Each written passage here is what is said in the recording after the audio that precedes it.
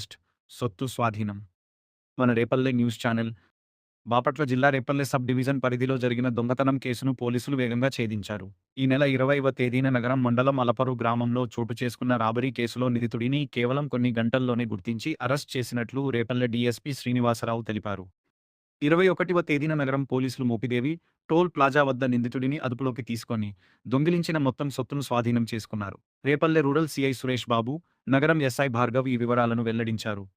పోలీసులు తెలిపిన వివరాల ప్రకారం రేపల్లె 4వ వార్డు అరవపల్లి రోడ్డులో నివాసముంటున్న మెండు చంద్రశేఖర్ 35, వృత్తిరీత్యా ఫోటోగ్రాఫర్, అలపర్రు గ్రామానికి తరచుగా వెళుతూ ఉండేవాడు. అదే గ్రామానికి చెందిన 85 ఏళ్ల అలపర్తి వెంకట రత్తమ్మ ఒంటరిగా నివసిస్తున్నారని గమనించి ఆమెను లక్ష్యంగా చేసుకుని ఈ దోపిడీకి పాల్పడ్డాడు. పోలీసులు నిందితుడి వద్ద నుంచి 85 గ్రాముల బంగారం మరియు రూ. 1,23,500 నగదు స్వాధీనం చేసుకున్నారు. స్వాధీనం చేసుకున్న బంగారం వివరాలు ఇలా ఉన్నాయి: 22 గ్రాముల నాంతాడు, 30 గ్రాముల బంగారు చైన్, 33 గ్రాముల 4 బంగారు గాజులు. మొత్తం సొత్తు విలువ సుమారు రూ. 9,73,500గా అంచనా వేశారు. ఈ కేసును వేగంగా ఛేదించి నిందితుడిని అరెస్ట్ చేసిన పోలీసు సిబ్బందిని బాపట్ల జిల్లా SP B. Uma Maheswararao, IPS అభినందించారు.